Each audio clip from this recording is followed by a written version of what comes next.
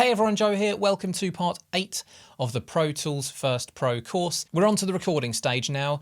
In this part, I'm going to show you how to record your vocals and other instruments within Pro Tools First. So before you start recording, there are a couple of steps to get things set up, to set up your project. When you start Pro Tools First, you'll be met with this dashboard window and you'll need to sign in to your Avid account. Now you can click on open and then open up any existing projects, but we're starting from scratch for this video. So we'll click on create, give your song or whatever your project is a name. You can start from templates and it's gonna open things up with a bunch of tracks already set up for you, which we can have a look at later. But for now, we're gonna start from scratch so you can see the whole process. And then it's just a case of clicking create. So you'll be met with your edit window and your mix window. You'll next need to have set up your audio interface or USB microphone, whichever you're going to be using to record. If you're not sure how to set either of those up, in parts 3 and 4 of this series, I go over those. So take a look at one of those, whichever's relevant to you. But just briefly, if you click on setup in the menu bar and click on playback engine, you'll see a list of playback engines. We've got the Focusrite USB set up. That's the manufacturer for my audio interface, so that should be working fine. And then it's outputting to monitor 1 and 2. You'll also see that the sample rate's set at 44.1 kilohertz. That's what my audio interface is set up for. If you change the settings on your audio interface, it should change this as well, but 44.1 is perfectly fine for any home recording that you're going to be doing. So first things first, to get recording, we need an audio track. So there are a couple of ways to make an audio track. You can either hold Control Shift and then press N, or Command Shift N, and it'll bring up this new tracks window, or you can bring it up from track and then new. So let's create just one for now. It's gonna be a mono track because we're just recording with one microphone. If you had 2 microphones set up, or a device that records from multiple sources, then you'd be going stereo. Audio track we're going for, and let's just call it vocals. You can always change these settings after, and then click create. So now we've got our vocal track. That's where we're going to be recording our vocals to. It's just a user interface thing. I mean, all the files end up saved in the same session. It's not like they're grouped under this. It's just so you can organize your sessions. And then we're also going to create a master fader, and that's going to be stereo. You're going to go on master fader, and then we'll just call it master, and we'll just put that at the top. And what a master fader does is all the audio in your session is routed through that. It's really useful to have this in there because it means that you can apply effects, add plugins, which we'll go over later on. You can apply them to the entire session. You can also change the level, and it's also just good to know where the level is on your session as a whole. You'll then need to make sure the input and output of your vocal track, your audio track, are set up correctly. So the input, you can see I/O here, the input is this top one, this drop down here. And that is where the audio is coming in from. So if I hover over interface, you've got all these options here. It's going to look a little bit different for your audio interface, but I have 4 microphone inputs on my audio interface. So it's come up with mic 1, mic 2, mic 3, and mic 4. So wherever the microphone is plugged into your interface, you might have just 2 or just 1, you're going to want to select that one. So my microphone is plugged into the first preamp on the audio interface, so I'm going to be clicking mic 1, and then that's the output, that's where it's going to, and that's just going to the monitor output on my audio interface. There's only one of them, that's where my speakers are plugged into. And now, if we just make sure we're at the beginning of the session, we need to use one of these 2 options here. So if you click on this I, you're monitoring let's click mute so we don't hear that twice. You're monitoring the input.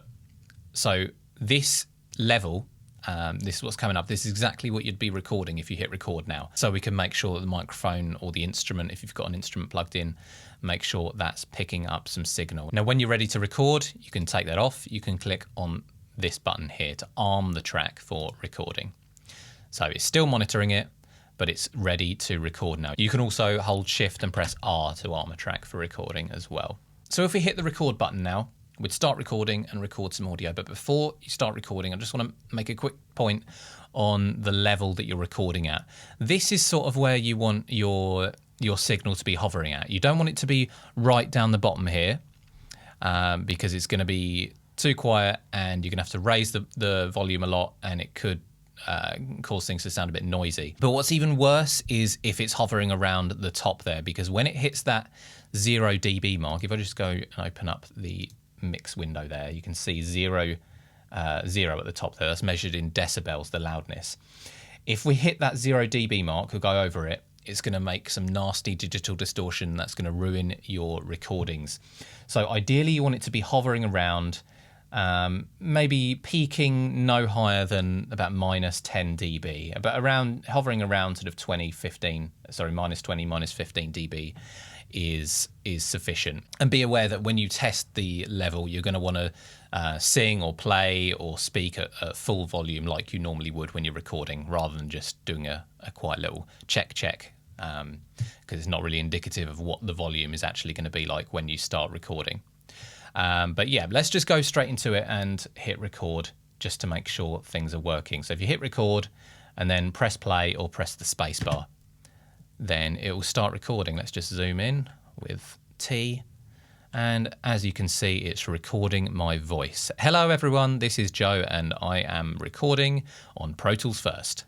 Then you can either press spacebar to stop or press the stop button on the transport bar. And now let's play it back. So if you got your multi-tool selected, you can click on the top half of this audio clip and press play or space. Let's unmute that so we can hear what's going on and turn the arm off to stop monitoring it. And as you can see, it's recording my voice. Hello everyone, this is Joe and I am recording on Pro Tools First. So that's a really solid recording. It looks quite small. If that's bothering you, you can always zoom in up here. You've got this tiny little waveform icon. So that's not actually making it louder, it's just making the waveform bigger. And I find this encourages you to not record too loud as well, because if you see your waveform really tiny like that, especially if you're working with a client, it makes it look a bit, too quiet, like you need to be recording louder. But it doesn't matter. We just make it bigger. Now let's talk about recording to 2 tracks. If you've got an audio interface with 2 inputs, like the Focusrite Scarlett 2i2 or the PreSonus Audio Box, then you'll be able to record 2 separate inputs at the same time. So if we just create a brand new track, one more mono audio track, there we go. Let's call that acoustic guitar. Just drag that down, make it a little bit bigger.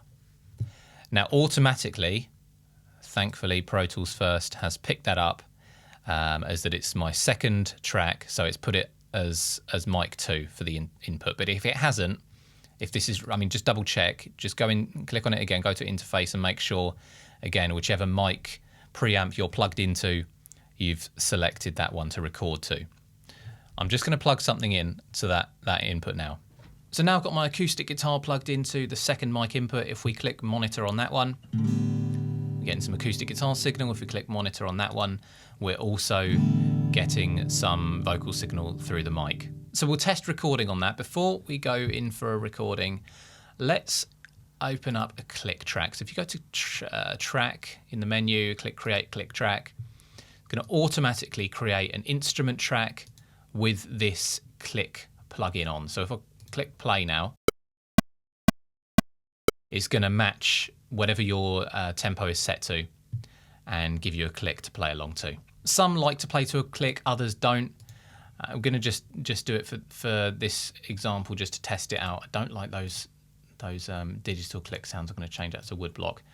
So we're going to go for a quick recording test now for both of these tracks. I've deleted that previous recording. I've muted my speakers and put headphones on because we don't want the bleed from the speakers going back into the microphone. So if you want to set both tracks up to record, if you hold the shift key and click both, if you only have one selected, it's going to toggle between them, but we want them both armed for recording. Make sure there's signal going through there, and let's go.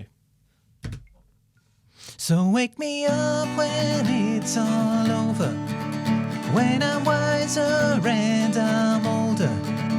All this time I was finding myself, and I didn't know I was lost. So there we have it, quite a simple recording, but if you were recording just a guitar and vocal, it is really as simple as that. In a real recording situation, I'd spend more time setting things up, making sure I get a great sound out of that, and normally I'd be miking up my acoustic guitar, but for the sake of showing you how to record, it's as simple as that, and it works with any instrument that you've plugged into your audio interface in that way. If you'd like to know more about getting a great recording once you've finished this course, if you come back to this video, there's a link in the description to a playlist of all my videos on getting a fantastic recording from home. Now you should have your vocals or music recorded. Don't forget to hit File and Save to make sure you don't lose anything. And in the next video, I'm going to be showing you how to edit the audio that you've recorded. So hit that subscribe button and the bell icon so that you don't miss that next part. And let me know in the comments section below, what have you been recording in Pro Tools first? And as always, thank you so much for watching, and I'll see you in part 9.